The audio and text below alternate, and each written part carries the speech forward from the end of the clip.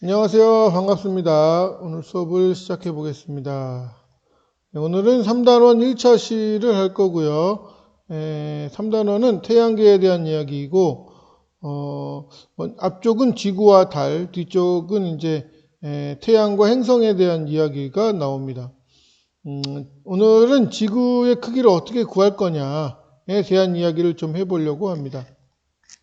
네, 3단원입니다. 3단원에서 이제 제일 먼저 나오는 거는 지구의 크기를 측정하는 건데, 이 에라토스테네스라는 사람이 문헌적으로 지구의 크기를 가장 먼저 측정을 했습니다. 이 에라토스테네스라는 사람은 지금으로부터 2200년 전 사람인데요. 그리스 시대 그때의 과학자입니다. 여기 말고 나오는 데는 없습니다. 자, 지구의 크기를 측정하려고 한다. 과연 지구의 크기를 우리는 어떻게 측정을 할까? 지구의 크기를 측정하기 이전에 우리가 먼저 해야 될 것들이 있습니다. 지구의 크기를 측정하기 전에요. 지구는 네모일까요? 아니면 원일까요? 그런 여러 가지 것들부터 했겠죠. 그래서 지구가 원이라는 게 나오고 나서 지구의 측정에 대한 이야기가 나옵니다.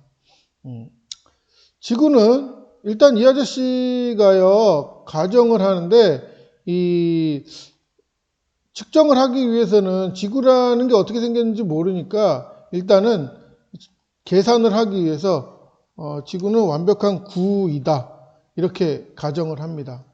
또 하나는 햇빛은 지구상의 어디에서나 평행하게 들어온다 라는 가정을 했고요.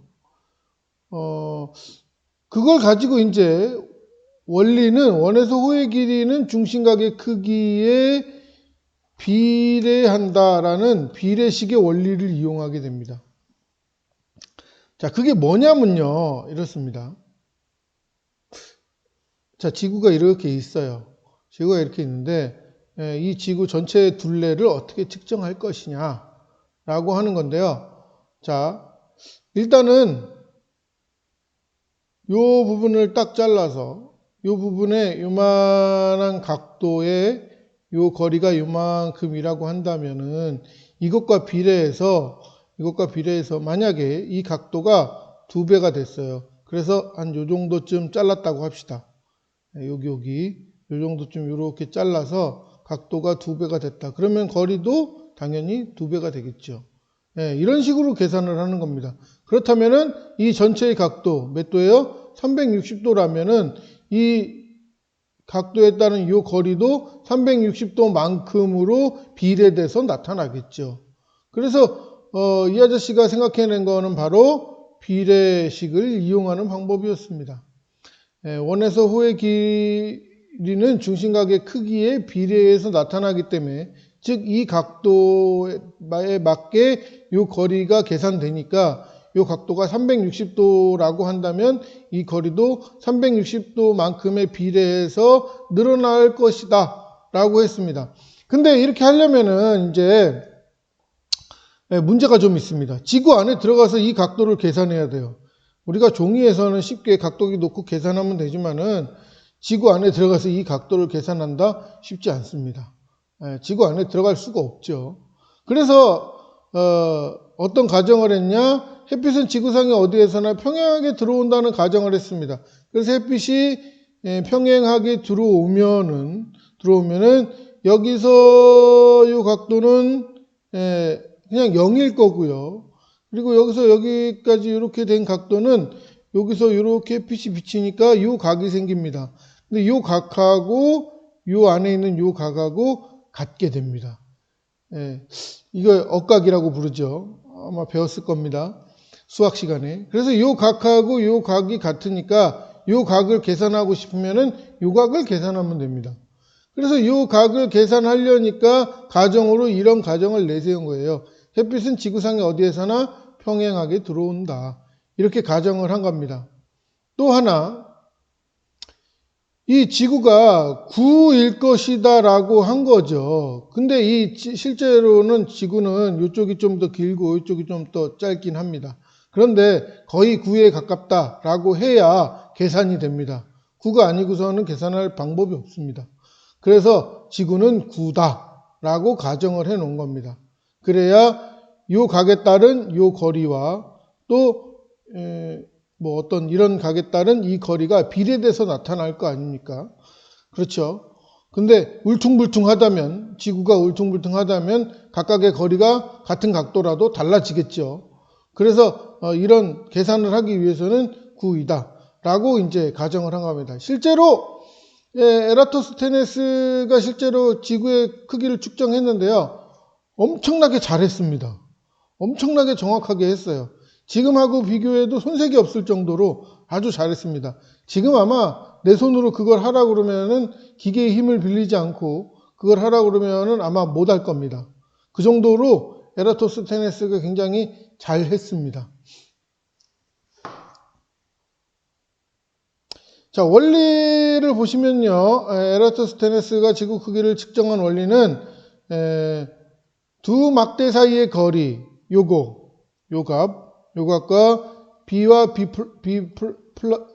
B'와 그림자 C가 이루는 각도, 즉, 요 각도를 측정해야 됩니다. 요 각은요, 요 막대기만 잘 세우면은 측정을 할 수 있어요.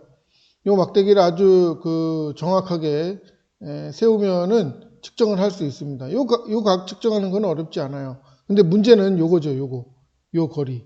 요 거리를 실제로 측정하려면요, 단순하게 한 100km만 된다라고 치더라도요, 이 100km에 대한 거리를 측정하는 거 굉장히 어렵습니다.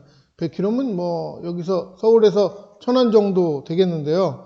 여기서 요 거리를 얼마나 정확하게 측정하느냐가 직선거리로 얼마나 정확하게 측정하느냐가 또 문제가 되겠습니다.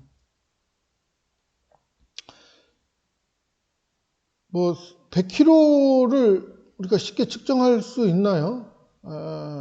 어렵습니다. 지금은 이제 위도와 경도가 있어서 또 GPS가 있어서 정확하게 측정을 할 수 있어요.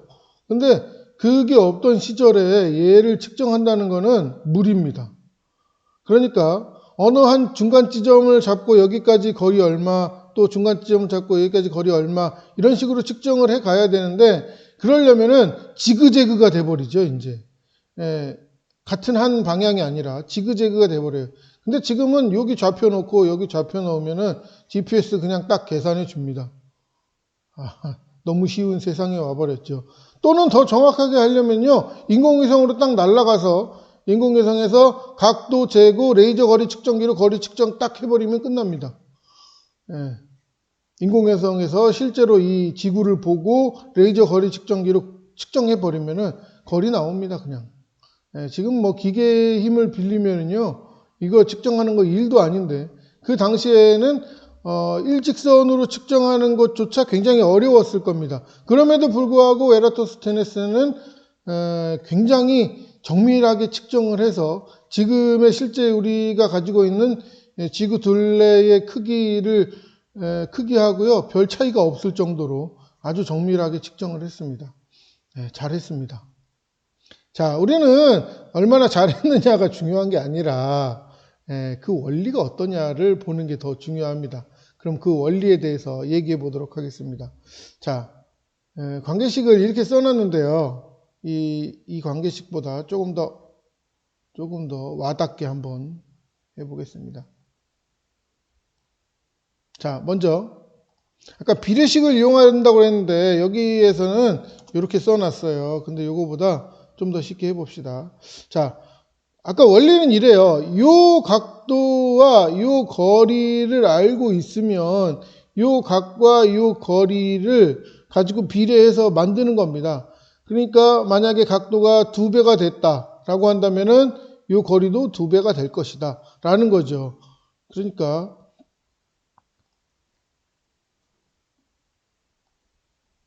쉽게 갈게요. 자, 어떤 각도에 따라서 그때의 거리가 요런 거리가 나온다면은 이 값은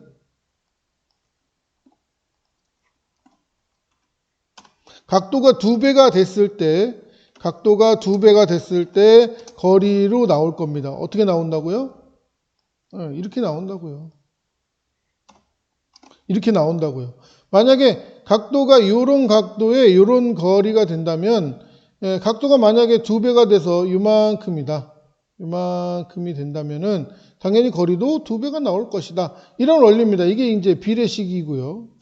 자, 그럼 요 원리를 가지고 지구의 거리를 측정을 해보면은 이렇습니다.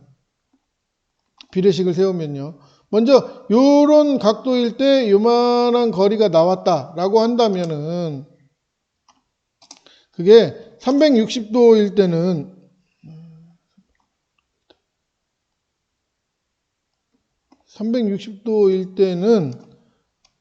그 지구의 둘레, 그 둘레가 얼마큼이겠느냐. 이 물음표가 이제 지구의 둘레죠. 이렇게 비례식 세운 거예요. 요런 각도일 때 요런 거리라면은 이게 360도가 됐을 때는 이만한 거리가 나올 것이다. 이렇게 이제 지구의 둘레가 나올 것이다라고 비례식을 세운 겁니다. 그럼 요 식하고 다른 거요? 없어요. 똑같아요. 사실은 똑같은 겁니다. 조금 식이 달라 보이지만 같은 겁니다. 왜냐? L 곱하기 360은 세타 곱하기 물음표가 될 거거든요. 밑에서도 마찬가지예요. L 곱하기 360은 물음표 곱하기 세타가 됩니다. 결국 똑같습니다. 똑같은데 뭐만 바뀌었느냐? 요거와 360하고 L하고만 바꾼 것 뿐이에요. 그래서 이거하고 요거하고 사실은 같은 겁니다. 자, 이 책에 나와 있는 요거하고요. 비교해 볼게요. 지구의 둘레가 요렇게 줄어들었다면은 360도라는 값이 요렇게 줄어들어야죠. 그렇게 비례식을 세운 겁니다. 거꾸로 세운 것 뿐이에요. 요게 여러분들한테 쉬울 것 같아서 내가 요렇게 안 하고 요렇게 좀 했는데 사실은 요거하고 결과상 똑같습니다. 360 곱하기 L은 세타 곱하기 물음표고요. 여기서도 마찬가지로 360 곱하기 L은 물음표 곱하기 세타가 됩니다. 그래서 결국 똑같습니다. 근데 이제 지구의 둘레를 2파이r로 계산하니까 2파이r로 하면은 이렇게 계산이 되더라라는 겁니다. 계산은 계산기한테 맡기면 됩니다. 우리는 이 아저씨가 어떤 원리를 가지고 지구의 둘레를 계산했는가에 대해서 얘기하는 겁니다. 할 수 있겠죠. 이 각도와 이 거리만 주어지면은 할 수 있습니다. 책에 보면은요, 그 뒷얘기들이 조금 나오는데요. 책 한번 읽어보시면 좋을 것 같습니다. 원리는 이렇게 됩니다. 다시 한번 얘기하면은요, 이런 각도일 때 이런 거리를 갖는다면은 이게 360도가 된다면은 요게 360도가 이렇게 된다면은 지구의 전체 둘레는 비례적으로 나올 수 있다는 거고, 책에 나와 있는 대로 하자면은 지구의 둘레, 즉 이 둘레를 요걸로 비교했다면은 360이라는 값은 요걸로 비교되겠다는 거죠. 그래서 거꾸로 쓴 것밖에 없습니다. 순서만 바뀐 것 뿐이지 사실은 요 값과 요 식과 요 식은 결국 비례식이 같은 비례식이다 라고 할 수 있습니다. 왜냐? 내각의 곱과 내의 곱과 외의 곱은 같으니까. 그래서 360 곱하기 L은 세타 곱하기 물음표가 똑같이 위에와 밑에가 똑같이 적용됩니다. 그래서 그런 식으로 계산을 합니다. 계산은 계산기가 해줄 거고요. 우리는 원리만 알면 됩니다. 네, 오늘은 지구의 크기를 측정하는 방법에 대해서 얘기를 했고요. 이제 내일은 달의 크기를 측정하는데요. 다음 시간에 할 그 달의 크기 측정은 결국 비례식을 가지고 하는 거라 똑같습니다. 네, 오늘 여기까지 했습니다. 수고했습니다.